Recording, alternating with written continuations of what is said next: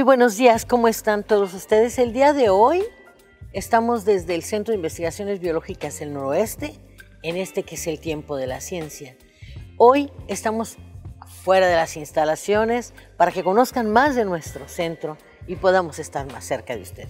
Y el día de hoy, como en otras ocasiones, nos acompaña en este momento el doctor Macario Basilio Jiménez. Y él nos va a hablar de algo que es muy importante. Usted ha hablado y ha escuchado hablar sobre el efecto que la minería, entre otros contaminantes, tiene sobre los suelos y sobre el agua. Bueno, aquí vamos a descubrir cuál proceso pudiera, en todo caso, apoyar para, por lo menos, paliar o remediar alguna de estas graves situaciones. Muy bienvenido, doctor. ¿Cómo está? Buenos días, muy bien, gracias a Dios, muy bien, Cintia. Gracias, doctor. La primera pregunta que se me antoja a mí importantísima es ¿en qué consiste ese proceso que tiene que ver con algo llamado estabilización de suelos? ¿Nos podría platicar, doctor?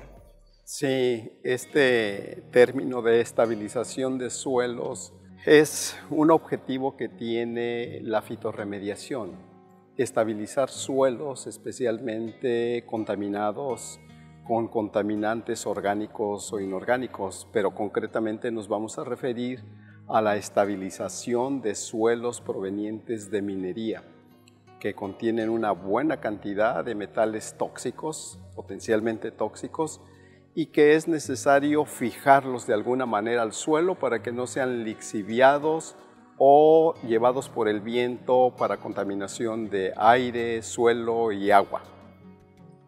Doctor, pero esto se da en un contexto justamente de contaminación. ¿Qué tipo de elementos, por ejemplo, o por qué tiene que darse esta estabilización? Concretamente, ¿qué contamina y cómo es ese proceso? Conocemos todos un poquito sobre los efectos de la minería cuando no es correctamente realizada, cuando solamente, y pareciera desafortunadamente, que la ocupación o preocupación es solamente extraer lo precioso de los metales de la tierra.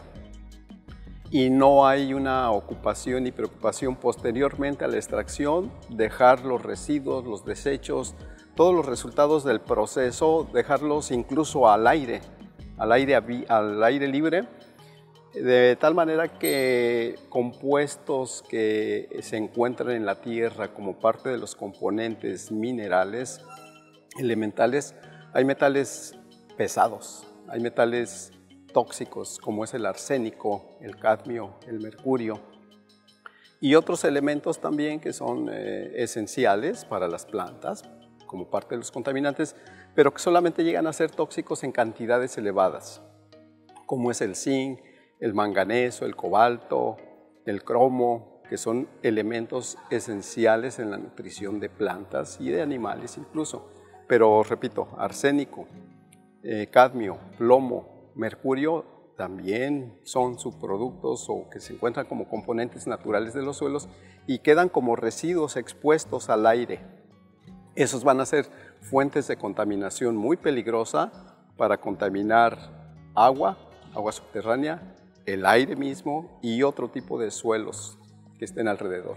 Doctor, y en ese sentido, ahorita pienso en la asociación que hace usted de plantas que pudieran resistir o no más o menos cantidades de estos elementos. Usted está trabajando en 2 especies. ¿Nos podría decir cuáles son las especies y por qué las ha elegido? Sí, en la actualidad hemos venido realizando experimentación, investigación con varias plantas, pero 2 de las principales que nos han dado muy buenos resultados en estas condiciones para tratar de limpiar esos desechos mineros, esos jales mineros, es una que se llama, el nombre común es palo de arco, pero su nombre es Tecoma stans, el nombre científico. Es una planta que puede llegar a crecer como un árbol, con alto desarrollo de follaje y de raíces.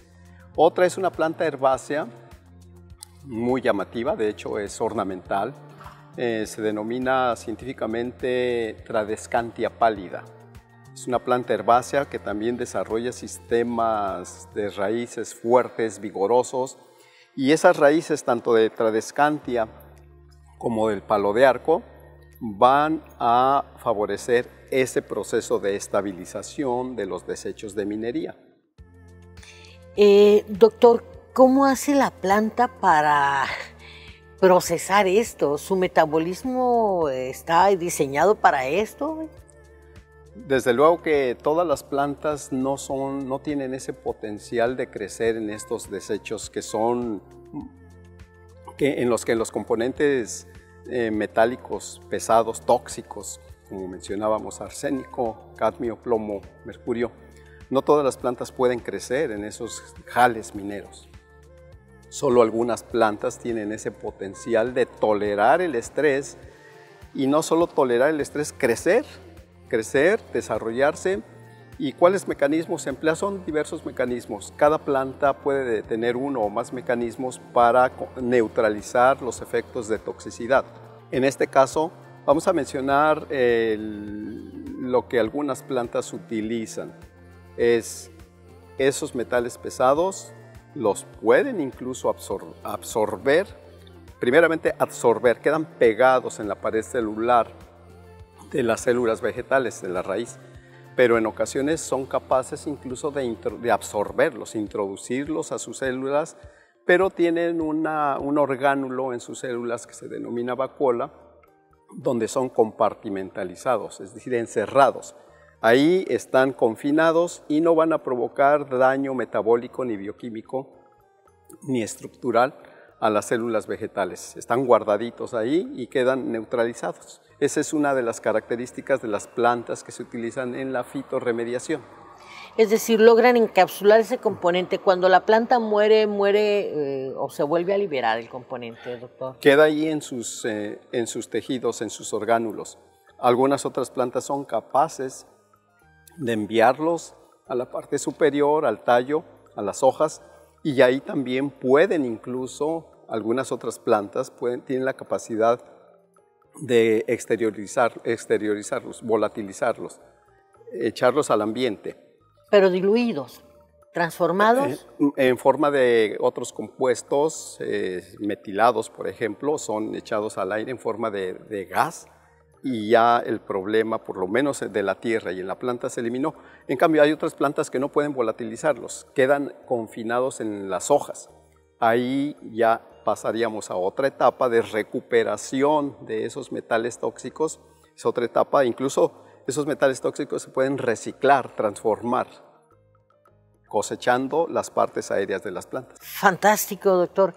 Los principales hallazgos, es decir, una de estas plantas es más resiliente o resistente y transformadora que la otra. Sí. ¿Una de estas es mejor que otra? De las dos que estamos trabajando. ¿Es correcto? Tenemos estudios donde observamos que sí tienen cierta capacidad Tecoma stans, que es el palo de arco, de translocar, es decir, absorber y enviar a las partes aéreas. Nos faltan datos, resultados del comportamiento, del desempeño de Tradescantia pálida. Ya hemos tenido algunos experimentos donde los hemos expuesto a estos metales pesados durante 3 hasta 6 meses. La planta tiene la capacidad, Tradescantia, de sobrevivir, incluso de florecer, ¿no? Pareciera que para esta planta le gusta, crece muy bonita, pero no sabemos, aún no tenemos datos de si está absorbiendo, acumulando en raíz, en tallo o en hoja. Están pendientes esos resultados. Doctor, ¿cuál es el horizonte de su investigación? Es decir, ¿va a continuar en los próximos años sobre este tema? Sí, desde luego. Estos experimentos los hemos hecho a nivel de invernadero, pero la idea es transferirlos realmente al terreno problemático, al campo de batalla, y creo que vamos a tener éxito porque hemos visto el desempeño fisiológico por lo menos, de estas plantas, de que les va bien, crecen muy bien en estos desechos mineros. Entonces queremos proyectarlo a campo, a una zona minera donde están, por ejemplo, aquí en Baja California Sur. La literatura dice que en el Triunfo, un antiguo distrito minero, Hay alrededor de 800,000 toneladas de jales o desechos mineros expuestos al aire.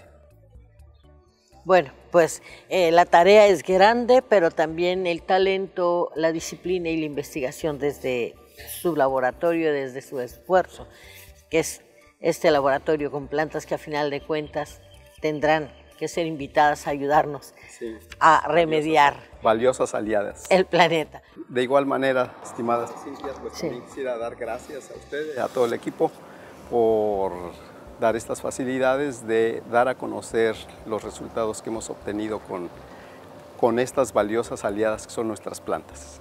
Pues ya escuchó usted, le agradezco mucho, doctor, su gentileza, su tiempo, su espera, porque teníamos un largo camino para encontrarnos con usted. Así es. Usted quédese aquí y vea cómo el Centro de Investigaciones Biológicas del Noroeste está en los asuntos que a usted le interesan, que a su vida atañen y que, por supuesto, hacen crecer a Baja California Sur a través de la ciencia, estos que son los remedios paliativos, incluso las soluciones. Bonito día.